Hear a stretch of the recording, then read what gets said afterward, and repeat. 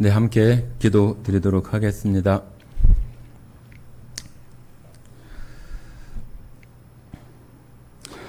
사랑과 은혜가 풍성하신 아버지 하나님 감사드립니다. 이 땅에 정말로 죄만 짓고 살아가고 하나님도 알지 못하고 살아왔던 저희들을 하나님 불쌍히 여겨주시고 또한 예수님을 통해서 하나님 나라의 백성으로 또 살아갈 수 있도록 은혜를 알게 하시고 믿음으로 예수님을 영접하게 하신 것 참으로 감사드립니다. 여전히 저희들 날마다 정말로 베드로처럼 말은 힘차게 잘하지만 여전히 하나님의 말씀을 살아내지 못하는 그런 모습들이 참으로 너무 많이 있는 것을 이 시간 고백합니다. 주님, 그런 연약한 저희들을 불쌍히 여겨주시고 우리의 입술에 있는 그러한 말씀이나 또 하나님께 다짐이나 서원이 아니라 하나님의 은혜에 감사함으로 또 그 은혜에 감동되어져서 하나님의 말씀을 쫓아서 살아갈 수 있는 저희들이 다 되어지게 해주시고 세상 사람들처럼 정말로 입술로만 시인하고 또 고백하고 다짐하는 그러한 일들이 이제는 우리에게서 그쳐질 수 있도록 주님, 저희들을 더 믿음에 세워주시고 또 강건하게 하시기를 원합니다. 주님, 하나님 말씀이 있는 곳에 정말로 우리의 발걸음을 또 나아갈 수 있게 해주시고 힘들고 또 어렵고 피곤하고 여러 가지 사정과 형편이 물론 다 있지만 내 마음속에 무엇이 가장 먼저이고 또 무엇이 우선인지를 우리들 안에 정말로 분명하게 세우게 하셔서 하나님의 사람으로 살아가는데 정말로 부족함이 없도록 주님 우리 안에 성령의 충만함과 예수 그리스도의 십자가의 그 풍성하신 은혜가 이 시간 부어지기를 간절히 원합니다. 주님, 저희들 안에 연약한 심령과 또한 믿음 가운데 있는 성도들을 주님 붙들어 주시고 예수님의 십자가의 그 사랑이 그 심령 안에 더 풍성히 역사하게 하셔서 그 심령으로 정말로 주님 안에 단단히 서서 믿음으로 살아갈 수 있도록 주님 은혜로 더해 주시기를 원합니다. 주님, 오늘 이 시간 함께하지 못한 성도들 어디 있든지 간에 주님 이 시간 그 심령 마음속에 예수 그리스도의 십자가를 생각하는 그 마음들로 가득 차게 하셔서 이 시간 우리에게 들려주시는 말씀 속에 하나님의 크신 능력이 역사하심으로 강건케 하시고 또한 새 힘을 얻을 수 있도록 주님 축복해 주시기를 원합니다. 주님, 이 시간 또 방송으로 유튜브로 영상으로 참여하는 성도와 가정들을 주님 축복하시고 그 말씀 가운데 정말로 우리의 잠들었던 심령이 믿음이 깨어나고 정말로 이 시대의 마지막 시대를 살아가는 준비하고 깨어서 살아가는 성도와 가정들이 다 되게 하시기를 원합니다. 주님, 여전히 저희 예수사랑교회를 사랑하시고 이 시각까지 두신 그 하나님의 뜻과 또 이유가 있는 줄 압니다. 주님, 연약하고 또 적은 수 가운데 있지만 저희를 통해서 하나님의 그 생명의 역사하시는 그 계획과 일들이 있기에 저희들을 또 남겨두시고 또 보존하시는 줄을 압니다. 주님, 모든 성도들이 매일매일 살아가며 또 하나님께서 우리에게 주신 그 시간들을 늘 왜 이 시간들을 주셨는지를 곰곰이 생각하며 묵상하며 주님 앞으로 우리의 발걸음과 마음들을 옮길 수 있도록 주님 역사해 주시기를 원합니다. 오늘 이 시간 가운데 오직 하나님 영광 받으시기를 간절히 원하오며 우리를 사랑하시고 언제나 우리의 주인이 되시는 고마우신 예수님 이름으로 기도드렸습니다. 아멘.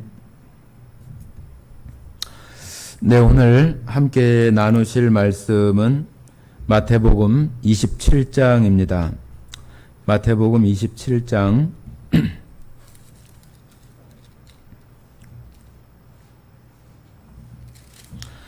27장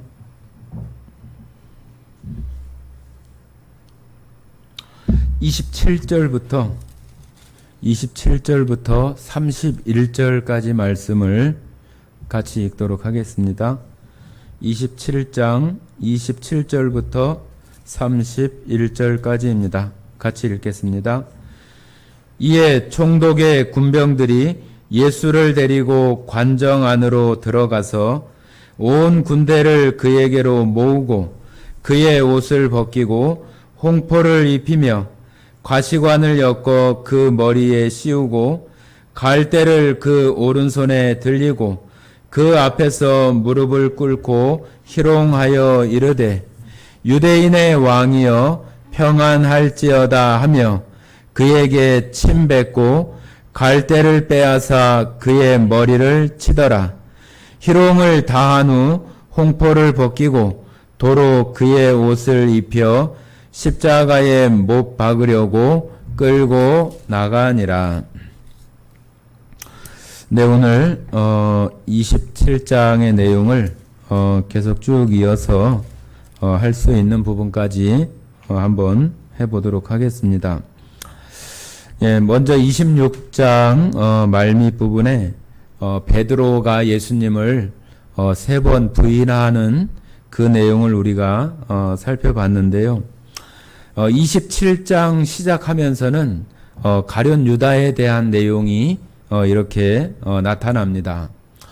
예수님께서 십자가에 못 박히시는 아주 정점에 이렇게 와 있는데 이 베드로와 유다, 가룟 유다에 대한 두 사람의 어떤 모습, 예수님을 끝까지 쫓아가지 못하고 예수님을 부인하거나 예수님을 팔아 넘기는 그런 일을 하고 있는 이 두 사람에 대한 그 이야기를 이렇게 해놓고 있는 그 모습들을 우리가 살펴보면서 기도 가운데에도 말씀을 드렸지만은 베드로가 정말로 좀 다혈질적이고 성격이 급한 어떤 그런 모습 속에서 예수님을 죽을지언정 부인하지 않겠다고 자기 마음속에 진심 어린 그러한 마음으로 얘기를 하고 또 결단을 하고 얘기를 하지만은 결국은 자기의 어떤 목숨이 위태롭거나 자기한테 어떤 위험이 닥칠 때에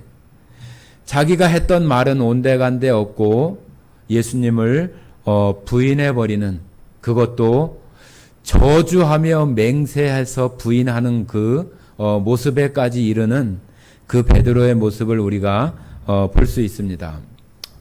우리들도 그럴 수 있겠죠. 아이고, 저는 그럴 일 없어요. 아이고, 제가 지금 신앙생활을 한 지가 몇 년인데, 아이고, 그런 일 없습니다. 우리들도 그렇게 얘기할 수 있겠죠. 그러나, 우리들도 똑같이 우리의 어떤 목숨이 위협하는 그런 상황은 별로 있지 않겠지만은, 우리한테 어떤 해가 되거나, 불이익을 당하는 어떤 그런 상황, 아니면은 남들에게 창피를 당하거나 그런 상황이 되어진다고 해도 우리가 정말로 내가 말했던 것처럼 아이고 그럴 일 없어요, 그랬던 그 마음으로 우리가 그렇게 예수님을 시인하고 그런 모습으로 우리는 살아갈 수 있을까? 여러분 생각해 보셨어요? 우리가 그런 질문 앞에 우리 역시 지금 장담하면서 아이고 그럴 일 없어요, 나는 절대로 베드로처럼 죽을지언정 그럴 일 없어요 할지 모르겠지만 장담할 수 없어요. 그죠?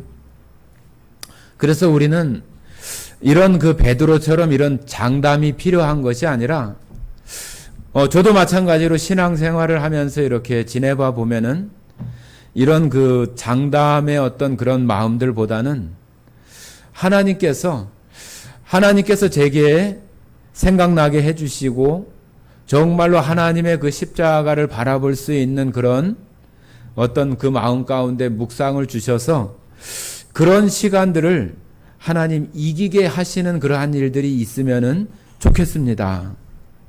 그런 마음이 많지, 아이고, 그럴 일 없어요. 뭐 제가 정말로 지금 구원받은 지가 언젠데, 지금 이렇게 설교도 하고 그러는데, 그런 일 있겠습니까? 그렇게 장담할 수 없어요.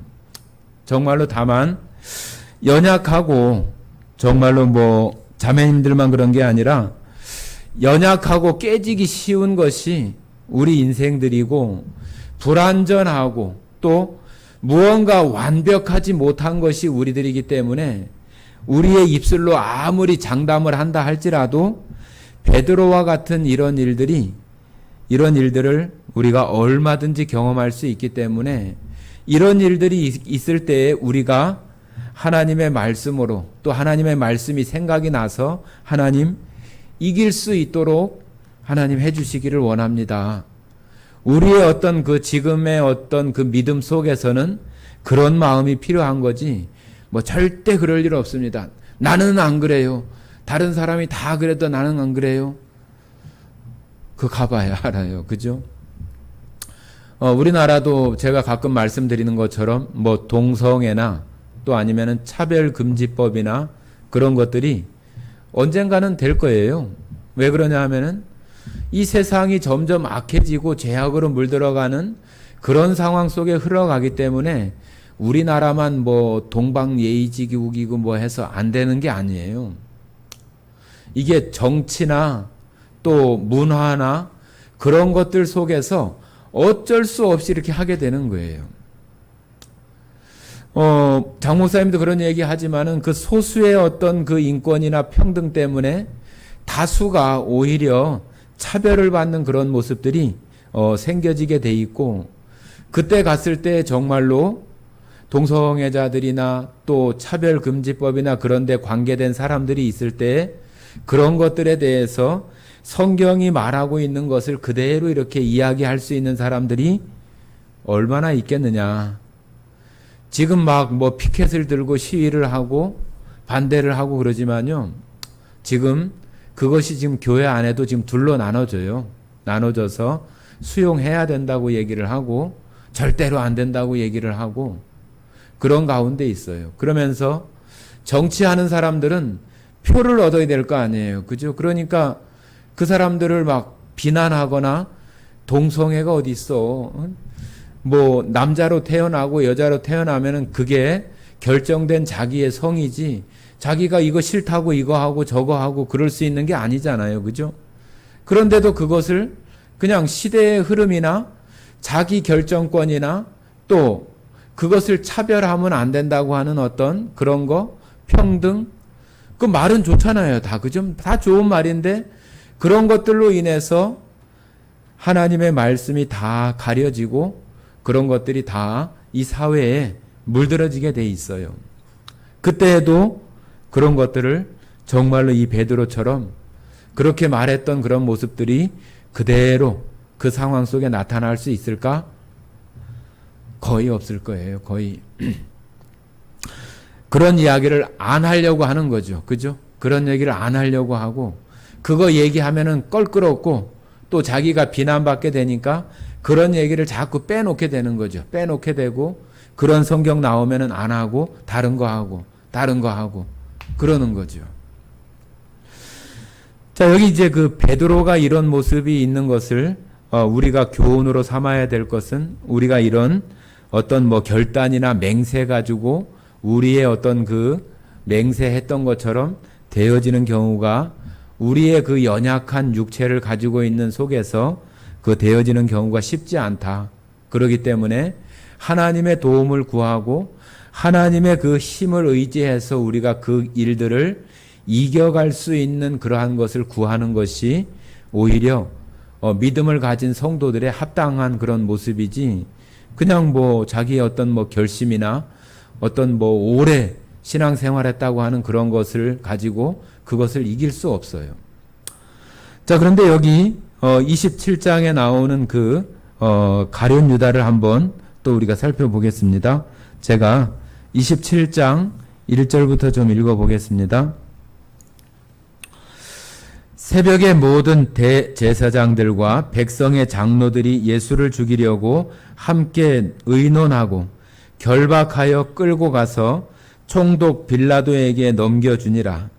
그때 예수를 판 유다가 그의 정죄됨을 보고 스스로 뉘우쳐 그 은 30을 대제사장들과 장로들에게 도로 갖다 주며 이르되 내가 무죄한 피를 팔고 죄를 범하였도다 하니 그들이 이르되 그것이 우리에게 무슨 상관이냐 네가 당하라 하거늘 유다가 은을 성소에 던져놓고 물러가서 스스로 목매어 죽은지라. 대제사장들이 그 은을 거두며 이르되 이것은 핏값이라 성전고에 넣어둠이 옳지 않다 하고 의논한 후 이것으로 토기장이의 밭을 사서 나그네의 묘지를 삼았으니 그러므로 오늘날까지 그 밭을 피밭이라 일컫느니라.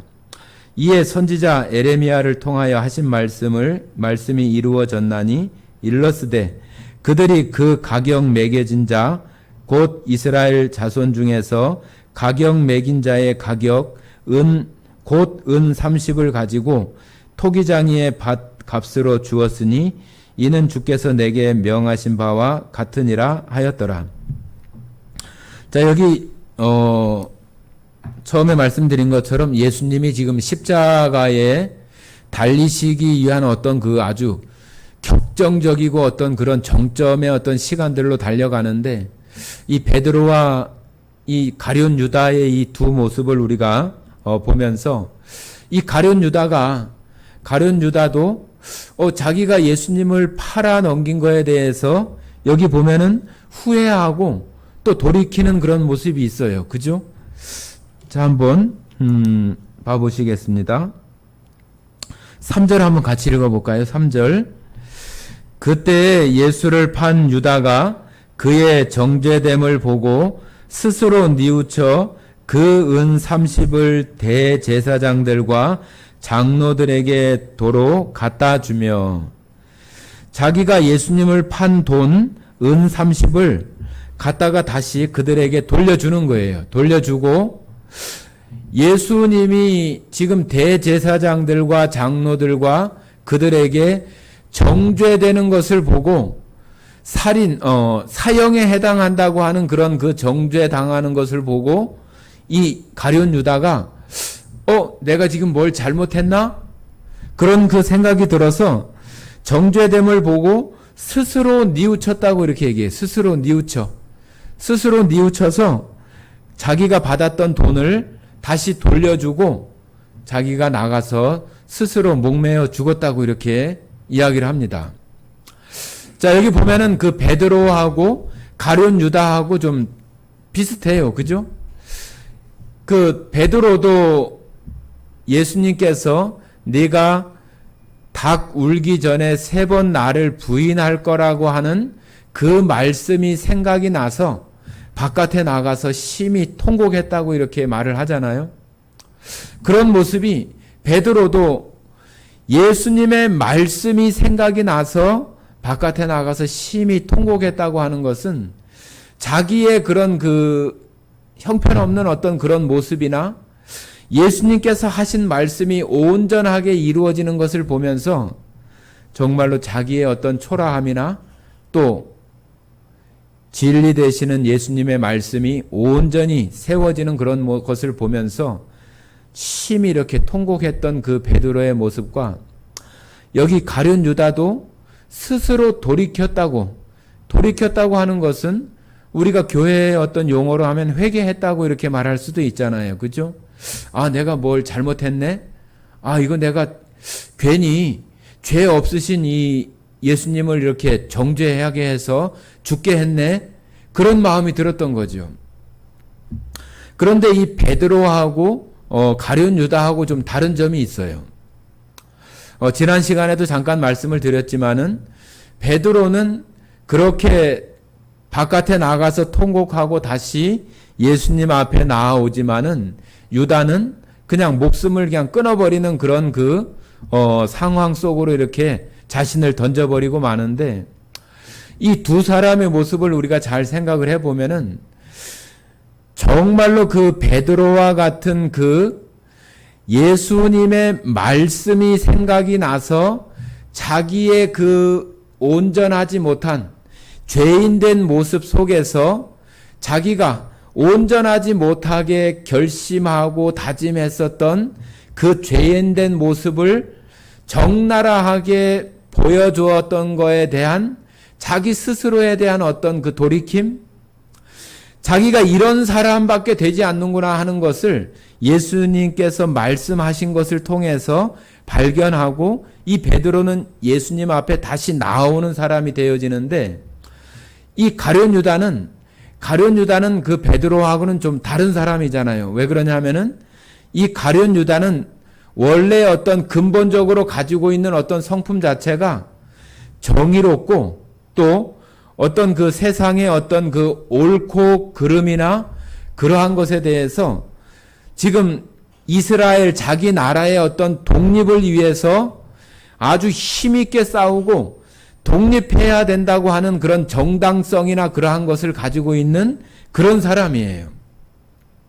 그러다 보니까 그런 무리에 속해 있다가 예수님이 큰 이적을 행하고 많은 사람들을 이끌고 다니고 또 유대인의 어떤 그 왕으로 오신다고 하는 그런 이야기들을 예수님으로부터 들으면서 이 예수님을 따라가면은 우리가 정말로 어떤 독립을 쟁취하고 우리를 못 살게 구는 이 로마를 혼내줄 수 있겠다고 하는 어떤 그런 마음들이 있었는데, 그것이 계속 뒤로 갈수록 그런 희망이 무너져 버리고 오히려 이제는 십자가에 죽게 되는 그러한 모습으로 결과가 나타나는 것을 보고 더 이상 따라다녀봤자 얻을 것이 없겠다는 생각이 들었던 이 가룟 유다는 예수님을 팔아버리는 거죠. 그래서 팔아버리고 났을 때 이 예수님이 이 유다의 생각 속에서는 이렇게 뭐 죽임을 당한다든지 어떤 뭐 그런 일이까지 있을 거라고 생각하지 못했을 수도 있어요. 그죠? 뭐 옥에 갇힌다든지 아니면은 뭐 매를 얼마 동안 맞고 그냥 나온다든지 그럴 수 있었을 수도 있을 것인데, 대제사장들 앞에서 사형에 해당한다고 하는 그런 것을 받게 되면서부터 이 가룟 유다, 말씀드렸잖아요. 정의롭고 또 옳고 그름 또 그러한 것에 대해서 가지고 있는 이 사람 입장에서는 자기가 정말로 무죄한 사람을 죽게 했다고 하는 어떤 그런 죄책감, 그죠? 그런 죄책감이 이렇게 자기한테 밀려오니까 그것을 견디지 못하는 거예요. 그러니까 이 가룟 유다가 스스로 돌이켰다고 하는 것은 하나님의 말씀이나 또 예수 그리스도의 어떤 말씀하신 것에 대한 그 말씀을 따라서 되어진 것이 아니라 세상의 가치나 기준, 정의롭고 합리적이고 옳고 바르고 그러한 것에 대해서 자기가 거기에 벗어났다고 하는 그런 마음이 들어서 아이고 내가 큰 잘못을 했구나. 하나님께 대한 잘못이 아니라 지금 예수님께 대한 또 세상의 가치와 그런 기준에 대해서 자기가 지금 잘못했다고 하는 것에 대해서 자기 스스로 견디지 못하는 거예요. 그러니까 이것은 베드로와 같은 어떤 죄인으로서의 어떤 그런 회개가 아니라 세상 가치 기준에서 봤을 때 자기가 정말로 죄 없는 어떤 사람을 죽게 하는 그런 가운데 내몬 것에 대한 죄책감이에요. 좀 다른 거예요. 그러다 보니까 우리도 그런 거 가끔 봐요. 이 세상 가운데에서도 자기가 어떤 그 정의롭게 살아간다고 생각을 하고 그러고 이렇게 어떤 정치를 한다든지 뭘 하고 살아왔는데 그것이 어떤 것이 이렇게 잘못된 것으로 밝혀지면은 세상에 자기가 얘기하고 또 주장해 왔던 것과는 다른 어떤 것이 드러나는 세상의 정의와 또 옳고 그름에 대해서 자기가 벗어난 것에 대해서 견디지 못하고 자살하는 사람들이 있어요. 마치 이 유다가 바로 그런 모습이에요. 그러니까 우리들이 하나님 앞에 회개를 한다고 하는 것은 이 가룟 유다와 같은 이런 회개는 옳지 않은 거예요. 베드로와 같이 예수님께서 하신 말씀이 생각이 나서 자기의 그 죄악된 모습이 자기 스스로 정말로 그 모습을 처절하게 돌이키고 자기가 온전하지 못하고 죄인이라고 하는 것을 발견하고 그 하나님 앞에 예수님 앞에 나오는 모습이 올바른 회개예요. 그러니까 우리들도 하나님 앞에 그 복음 집회나 그런 거를 할 때 죄라는 것을 많이 이렇게 얘기를 하지만은 그것이 자칫 잘못하면은 이 가룟 유다와 같은 내가 세상의 어떤 가치 기준으로 내가 이렇게 벗어난 것만 가지고 이렇게 생각을 하면은 예수님 앞에 하나님 말씀 앞에 어떤 회개나 그런 것이 되어지지 못하는, 그러다 보니까 그냥 그 자신의 어떤 그 죄가 예수님의 어떤 크신 은혜와 하나님의 그 사랑 안에서 되어지는 그런 것보다는 그냥 세상 가치 속에서 그냥 희석되어져 버리는 그런 것이 되어져서 복음의 능력이 그 사람에게 역사되어지지 못하는 경우들도 발생할 수가 있는 거예요. 그래서 여기 가룟 유다와 또 여기 베드로를 우리가 조금 더 깊이 이렇게 생각해 볼 필요가 있어요. 나중에 또 저도 마찬가지로 이런 내용들 속에서 더 깊이 어떤 깨닫거나 알아지는 내용들을 우리가 서로 나눴으면 좋겠는데, 여러분들께서도 이 베드로와 이 가룟 유다가 무엇이 다르고 또 어떤 것이 하나님 앞에 합당한 회개이고 그런 것인가 하는 것을 이렇게 좀 살펴보시면 좋겠습니다.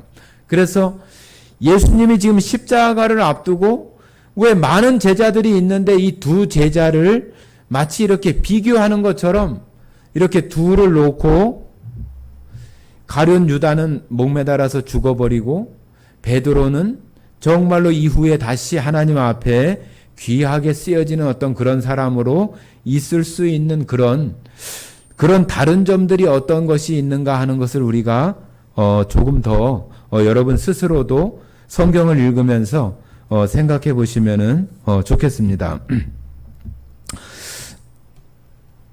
네, 11절 한번 보시겠습니다. 11절. 예수께서 총독 앞에 섰음에 총독이 물어 이르되 네가 유대인의 왕이냐? 예수께서 대답하시되 네 말이 옳도다 하시고 대제사장들과 장로들에게 고발을 당하되 아무 대답도 아니하시는지라. 이에 빌라도가 이르되 그들이 너를 쳐서 얼마나 많은 것으로 증언하는지 듣지 못하느냐 하되 한마디도 대답하지 아니하시니 총독이 크게 놀라워하더라. 명절이 되면 총독이 무리의 청원대로 제수 한 사람을 놓아주는 전례가 있더니 그때에 바라바라 하는 유명한 죄수가 있는데 그들이 모였을 때에 빌라도가 물어 이르되 너희는 내가 누구를 너희에게 놓아주기를 원하느냐? 바라바냐 그리스도라 하는 예수냐 하니 이는 그가 그들의 시기로 예수를 넘겨준 줄 알미더라. 총독이 재판석에 앉았을 때에 그의 아내가 사람을 보내어 이르되 저 옳은 사람에게 아무 상관도 하지 마옵소서. 오늘 꿈에 내가 그 사람으로 인하여 애를 많이 태웠나이다 하더라.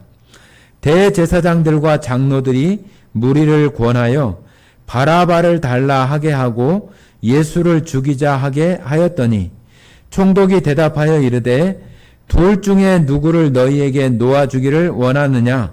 이르되 바라바로소이다. 빌라도가 이르되 그러면 그리스도라 하는 예수를 내가 어떻게 하랴? 그들이 다 이르되 십자가에 못 박혀야 하겠나이다. 빌라도가 이르되 어찌미냐?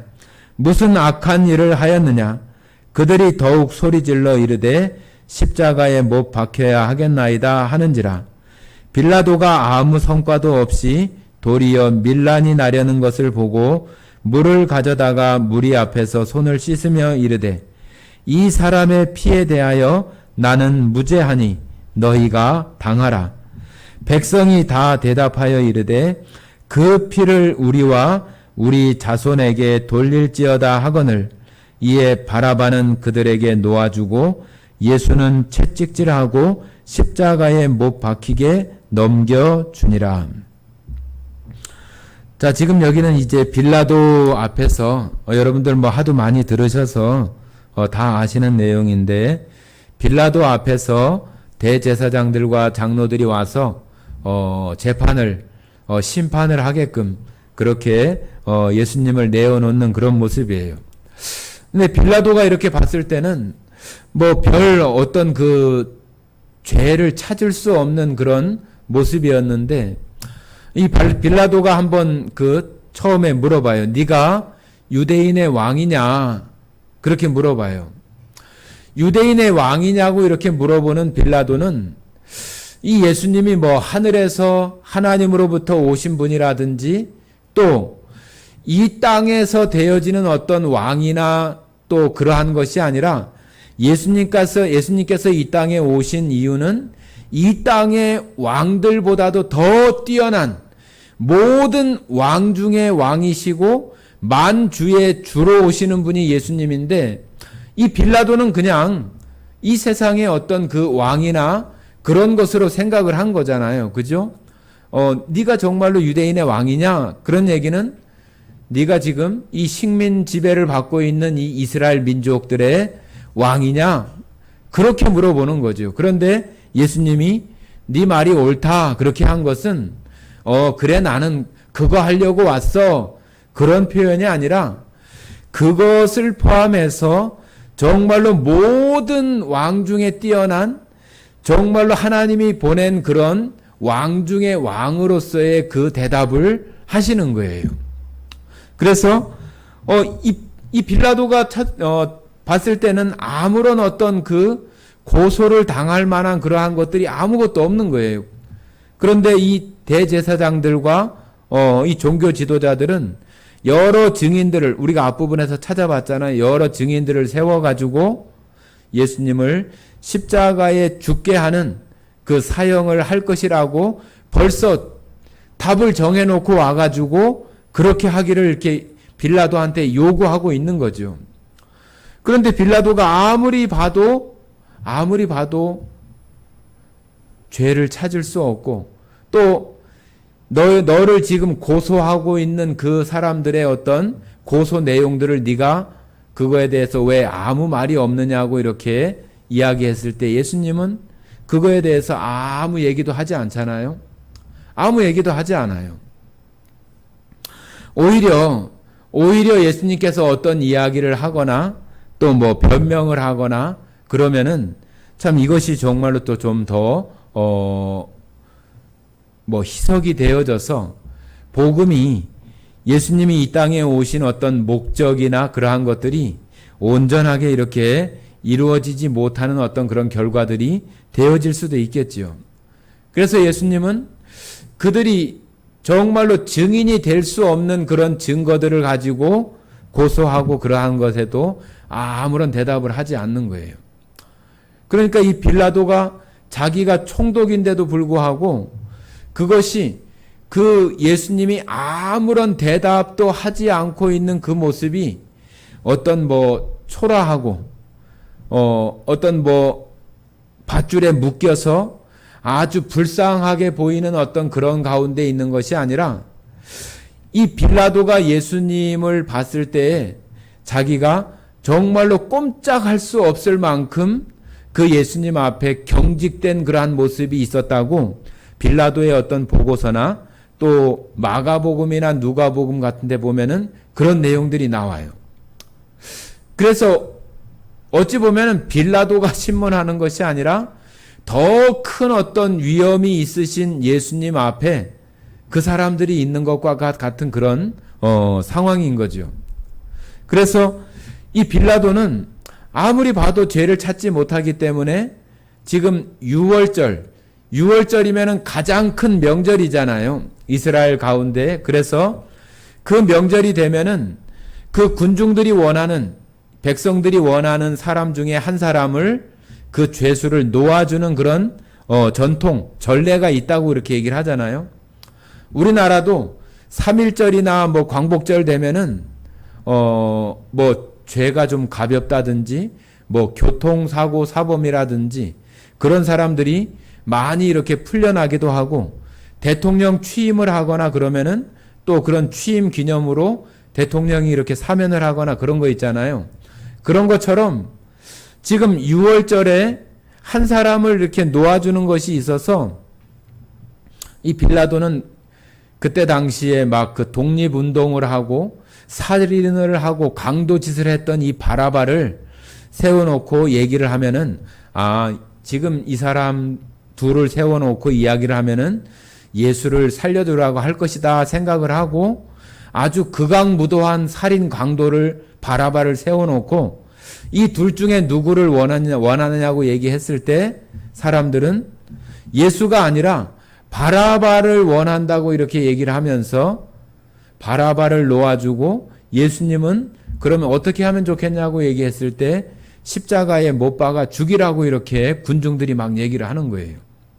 이 빌라도가 당황이 되겠잖아요. 아유, 이게 아닌데, 이렇게 하려고 하는 것이 아닌데, 저놈은 정말로 옥에 가둬서 나가지 못하게 하고 잡아두어야 될 사람이고, 예수는 뭐 사람들 사이에서 이런 일들이 있지만은 뭐 큰 문제가 있거나 죄를 범하거나 로마의 어떤 그 정부의 어떤 일들을 뭐 잘못하거나 그런 것이 전혀 없는데, 이 사람을 놓아주고 이놈은 그냥 잡아놔야 되는데 이 거꾸로 됐으니 난처하잖아요.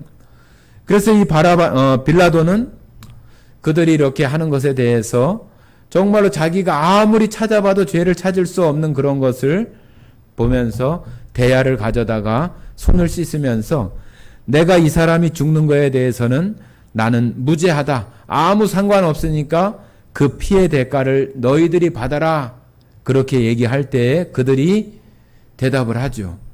그 피의 값을 우리와 우리 자손에게 돌리라고 이렇게 이야기하는 그런 내용을 다른 성경이나 그런 곳에서 많이 찾아볼 수 있습니다. 그래서 그 유대인들은 자기 자신들, 그 서기 70년에 예루살렘 성전이 완전히 무너뜨려지고 완전히 다 황폐하게 돼서 이스라엘이라고 하는 나라가 완전히 없어지고 전 세계에 다 흩어져서 거의 2000년 동안 계속 여러 열방 각국에 흩어져서 사람들로부터 비난받고, 정말로 우리가 잘 아는 저 히틀러라고 하는 사람을 사용해서 하나님께서는 그 유대인들이 자기 후손들이 받게 될 그 핏값에 대해서 아주 정말로 너무나 혹독한 그런 대가를 받게 되는 것을 우리가 역사 가운데 우리가 다 알 수 있었던 거죠. 자, 지금 그런 것들을 지금 이 빌라도 법정에서, 그 재판석에서 예수님은 십자가에 못 박을 수 있도록 이렇게 넘겨주게 되는 거죠. 자, 그 다음 보시겠습니다. 27절입니다. 저희가 읽었던 내용이니까 또 읽지는 않겠습니다. 이 총독 빌라도는 그때 당시에 그 유대 땅을 로마 황제로부터 위임받아서 통치하고 있는 사람이잖아요. 그러다 보니까 제일 두려운 것이 뭐냐 하면은 밀란이 일어나거나 또 이스라엘 백성들이 막 동요해가지고 어떤 그 소란이 피어진다고 하는 그 소식이 황제한테 들려지면은 자기는 잘려버릴 거 아니에요. 그죠? 너 그거밖에 못해? 그런 것도 제대로 통치 못하고 이게 뭐야? 그러면서 황제로부터 책망을 받겠잖아요. 그러니까 밀란이 나거나 소요가 나거나 그런 것들을 이 빌라도는 가장 걱정을 하고 염려하는 거죠. 그냥 평온하고 태평하고 뭐 누구가 죽든지 말든지 자기의 어떤 그 빌라도 총독의 자리를 유지하고 자기의 정치적인 역량을 발휘할 수 있게 하려면 그냥 조용하게 그냥 지나가는 것이 자기에게는 유익한 거예요. 그러니까 죄를 찾을 수 없지만은 그 밀란이 나려고 하는 그런 것을 두려워서 그냥 예수님을 그들에게 넘겨주고 마는 거죠. 자, 우리가 처음에 읽었었던 27절부터 31절까지는 예수님이 십자가에 못 박히도록 넘겨주는 동시에 일어나는 일들이에요. 여기 보면은 이제 온 군대들이 달려들어서 그의 옷을 벗기고 홍포를 입히며 예수님이 원래 입었던 유대인들이 입었던 그런 평범한 옷을 벗기고 홍포, 유대인의 왕이라고 했으니까 이 홍포는 자주색, 붉은색 계열이잖아요. 우리가 예전에 교회당 건물 보면은 뒤에 이렇게 뭐 휘장처럼 자주 색깔로 이렇게 좀 붉게 그런 커튼을 쳐놓은 데가 많아요. 예전에 저희들도 그랬었던 기억이 나기도 합니다. 그 홍포는 그런 그 왕권이나 귀족이나 특별히 그 왕의 어떤 것들을 나타내는 색이 그 자주색이에요. 그러니까 홍포를 입힌다고 하는 것은 그 붉은 천, 자주색 천을 이렇게 원래 입었던 옷을 벗기고 그것을 이렇게 걸치는 거예요. 왕이니까 왕의 옷을 입어야지 하면서 그 옷을 걸치는 거예요. 그러니까 얼마나 많은 사람들, 군병들이 막 달려들어서 그 옷을 벗기고 그것을 이렇게 입혀는 그런 것이 아주 뭐 깨끗하게 씻어서 뭐 그런 옷을 입히는 게 아니잖아요. 예수님을 조롱하고 희롱하고 모욕하고 수치심을 느끼고 그렇게 하기 위해서 지금 그렇게 하는 거잖아요. 자, 29절에 보면은 가시관을 엮어서 네가 유대인의 왕이냐? 왕이면은 왕관을 써야지. 왕관이 아니라 이 가시 면류관을 엮어서 그것을 왕관처럼 씌우는 거예요. 바보처럼 우리가 아주 옛날 50년대 뭐 60년대 동네에 이렇게 정말로 없이 살고 가난한 그런 시대에 보면은 그런 좀 그 바보 같은 그런 사람들이 있어서 사람들이 막 조롱하고 놀리고 그런 것들 많이 이렇게 봤어요. 그런 것처럼 왕이면은 정말로 왕관 같은 그런 멋진 것을 씌워줘야 할 건데 가시관을 만들어 가지고 네가 왕이냐? 왕이면은 왕관을 써야지. 이게 네 왕관이다 하면서 면류관 그 가시 면류관을 막 만들어 가지고 머리에다가 씌우고 그리고 왕은 그 우리가 그 사극이나 그런 영화나 그런 거 보면은 왕의 어떤 그 통치를 상징하는 요만한 어떤 그 봉 같은 거 금으로 된 어떤 홀이라고도 하죠. 그런 그 뭐 지휘봉 같은 그런 홀을 이렇게 들고 있어요.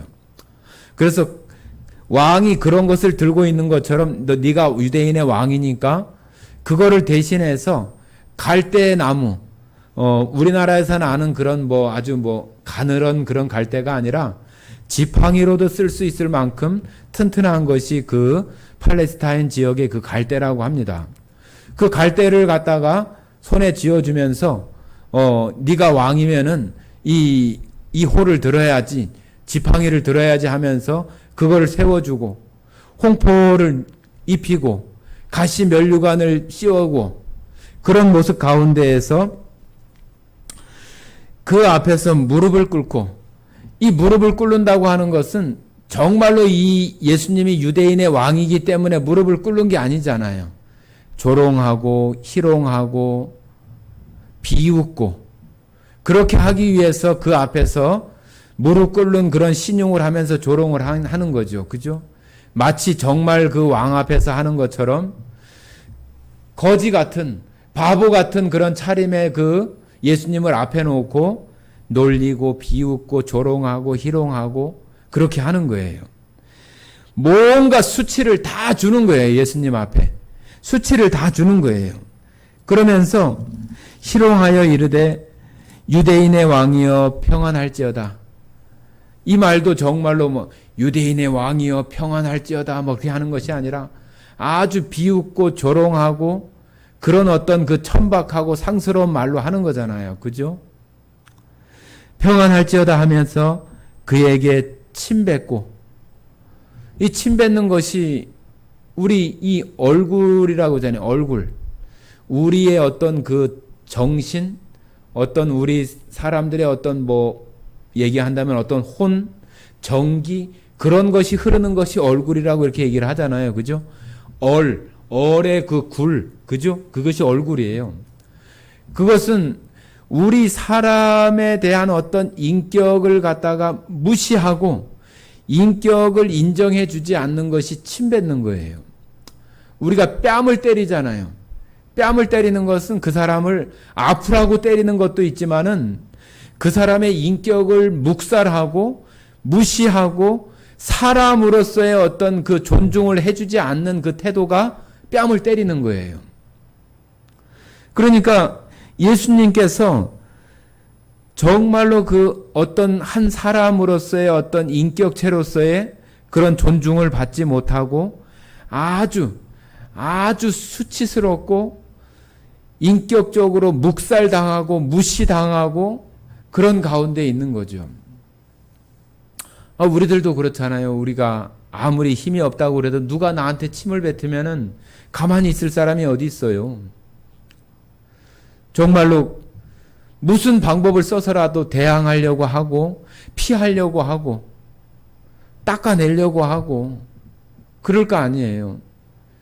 다른 사람들이 보면은 창피하고 누가 아는 사람이 있을까 싶어서 얼른 닦고 옷 매무새를 바로 하고 그러려고 하는 게 우리 사람들 그 본능적인 거 아니에요?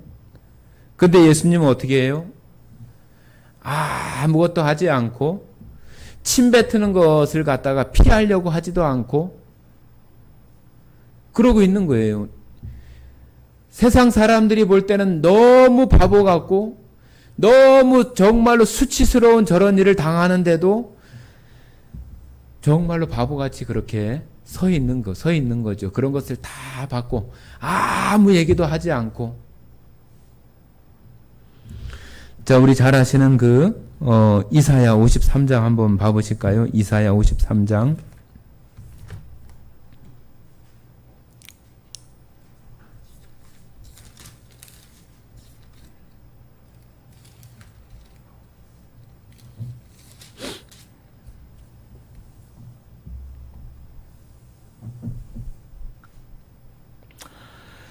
네, 3절부터 이사야 53장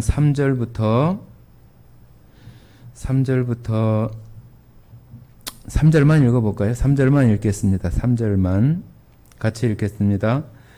그는 멸시를 받아 사람들에게 버림받았으며 간고를 많이 겪었으며 질고를 아는 자라 마치 사람들이 그에게서 얼굴을 가리는 것 같이 멸시를 당하였고 우리도 그를 귀히 여기지 아니하였도다. 자, 예수님께서 이와 같은 일들을 다 당하시는 거잖아요. 7절 읽겠습니다. 7절. 그가 곤욕을 당하여 괴로울 때에도 그의 입을 열지 아니하였으며 마치 도수장으로 끌려가는 어린 양과 털 깎는 자 앞에서 잠잠한 양같이 그의 입을 열지 아니하였도다. 예수님이 이런 모습들이 있어져야 되는 것들을 이사야서는 벌써 이렇게 이야기를 하고 있죠. 그러면서 예수님이 그러한 것들을 다 받고 다 받아주시고 다 우리가 받아야 될 수치, 우리가 받아야 될 부끄러움, 우리가 멸시받아야 되고 우리의 인격이 존중받지 못해야 될 그 자리에 예수님이 대신해서 우리 대신 그것들을 다 받아주시는 거죠. 예수님께서 이와 같은 모습을 어떻게 그것을 다 받아주실 수 있었을까요? 예수님은 특별한 사람이 있기 때문에 그랬을까요? 예수님이 특별하신 것은 맞고 또 앞으로의 일들도 아시는 그런 모습들이 있었기 때문에 그렇다고 우리가 말할 수 있겠지만은 그런 일이 있다 할지라도 우리가 만일 우리 자신이라고 한다면은 그 순간에 그 일들을 우리가 감당할 수 있을까요? 아마 그렇지 못했을 것 같아요. 자, 한번 예수님은 왜 그것을 다 받아주실 수 있었는지 한번 히브리서 한번 봐보십니다. 히브리서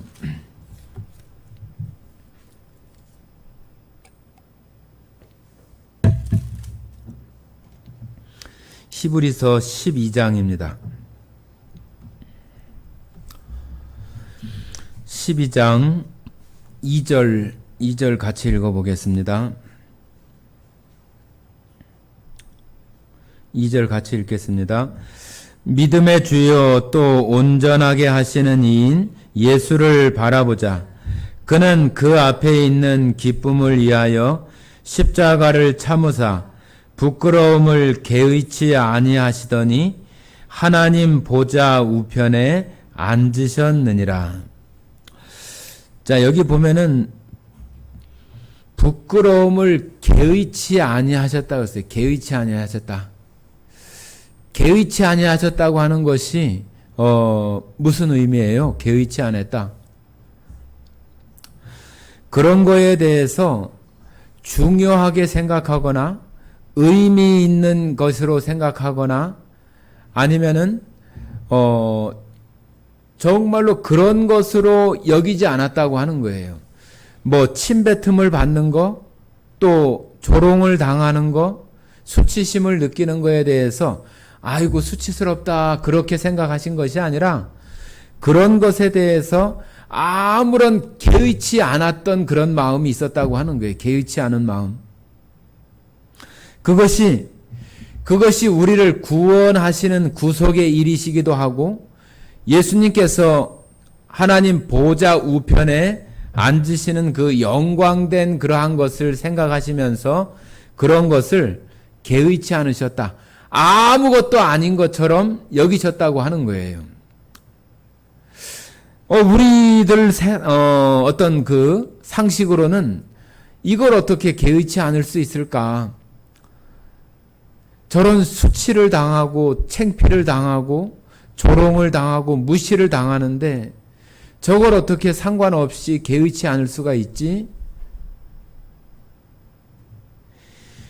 우리의 모든 것을 대신 담당하시는 예수님의 이러한 모습들이 우리로 하여금 예수님의 이러한 모습을 배우고 닮아서 우리가 예수를 섬기고 예수를 믿는 것 때문에 받는 이런 수욕이나 또 어떤 모욕이나 멸시나 뭐 그런 거 받는 것이 뭐 별로 있지도 않지만은 우리는 그런 거 근처 가기도 좀 힘든 사람들이지만은 그런 것을 우리가 개의치 않을 수 있는 그런 모습이 예수님이 하나님 보좌 우편의 그 일들을 생각하시고 또 십자가를 참으시고 그랬던 것처럼 우리들도 역시 그러한 예수님의 그 발자취를 따라갈 수 있는 예수님을 배울 수 있는 그러한 것이 우리들에게 필요하다는 생각이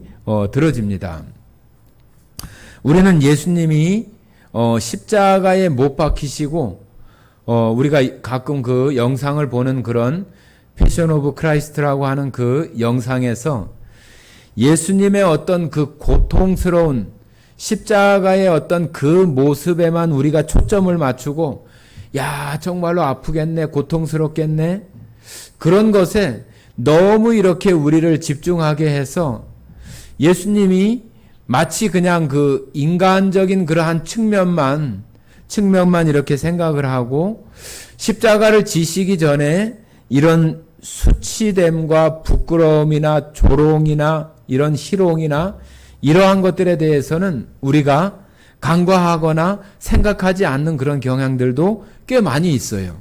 그냥 단순히 십자가에 피 흘리시고 고난 받으시고 고통 받으신 나를 대신해서 고통 받으셨다고 하는 그 생각이 많지 어떤 수치심이나 그러한 것에 대해서 정말로 내 대신 그와 같은 것에 대해서 생각하는 경향들이 우리에게서 조금 좀 벗어나 있는 그런 부분들이 혹 많이 있다는 생각이 들어집니다. 물론 그 육체적인 그 고통도 물론 중요하지만 우리를 대신하신 그런 모습이지만은 우리가 정말로 참기 힘든 그 모욕감, 수치스러움, 정말로 조롱과 비웃음, 그러한 것들이 어찌 보면은 우리들이 살아가면서 더 쉽게 만날 수 있는 그러한 일들인데, 우리가 그런 것들 속에서 주님을 바라보면서 살아갈 수 있는 그런 모습이, 예수님도 그러한 것들을 개의치 않으시고 상관치 않으시고 아무것도 아닌 것처럼 마땅히 지나가야 할 그럴 일들로 여기는 것처럼 우리들에게서도 그런 모습들이 우리에게도 필요하다는 생각이 들어지기도 합니다.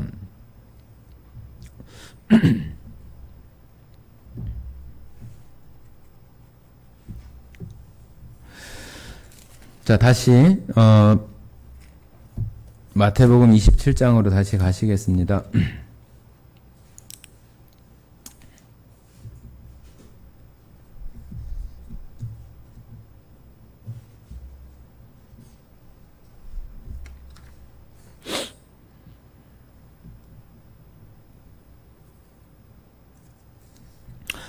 자, 그래서 오늘 그 27장 여기 31절까지만 하도록 하겠습니다. 그 베드로, 처음에 말씀드렸던 그 베드로와 가룟 유다에 대한 그 이야기 속에서 고린도 후서에서도 그런 말씀을 해요. 하나님의 뜻대로 하는 근심과 세상의 근심에 대한 이런 이야기를 하거든요. 자, 한번 고린도 후서 7장 한번 보십니다. 고린도 후서 7장.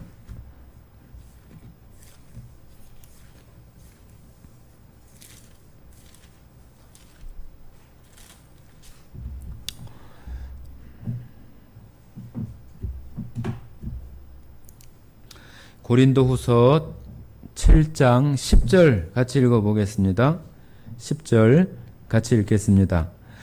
하나님의 뜻대로 하는 근심은 후회할 것이 없는 구원에 이르게 하는 회개를 이루는 것이요, 세상 근심은 사망을 이루는 것이니라.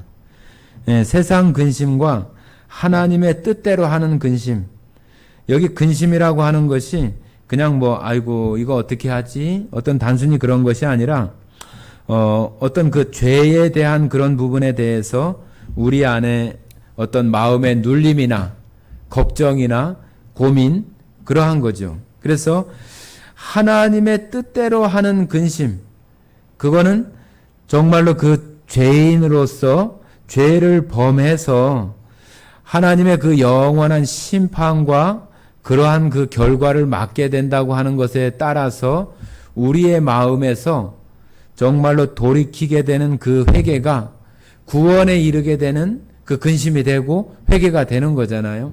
그러나 세상 근심은 그것이 아니라 그냥 그 세상의 어떤 그 이치나 또 정의, 그런 것들 속에서 죄악의 어떤 결과로 인해서 고통이나 괴로움 또 슬픔, 그러한 것이 자기 그 중심적으로, 그죠? 자기 안에서 그런 결과에 대해서 견디지 못하는 어떤 그런 것에 따라서 느끼는 그런 근심은 하나님의 뜻대로 되어지는 근심하고는 전혀 다른 모습이잖아요. 그래서 우리가 복음을 전하거나 그럴 때에도 하나님의 뜻대로 하게 되는 그 돌이킴과 회개, 죄에 대한 그 인식, 그러한 것이 참으로 이렇게 중요하다고 하는 생각이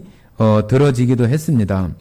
그래서 오늘 여기 마태복음 27장에 31장까지 나오는 예수님이 그 십자가를 지시기 바로 직전까지의 어떤 그런 모습들인데, 우리가 예수님에 대해서 많이 듣고 십자가 얘기도 많이 듣지만은 정말로 이런 것들 속에서 우리가 그 복음을 더 깊이 묵상하고 또 내가 하나님의 뜻대로 우리 안에 되어졌던 그 죄에 대한 그 근심과 회개가 우리 안에서는 어떤 모습이었는가 하는 것들도 좀 생각해 보면서 그 예수님의 그 십자가의 발자취를 따라가는 모습이 필요하다는 생각이 들어집니다.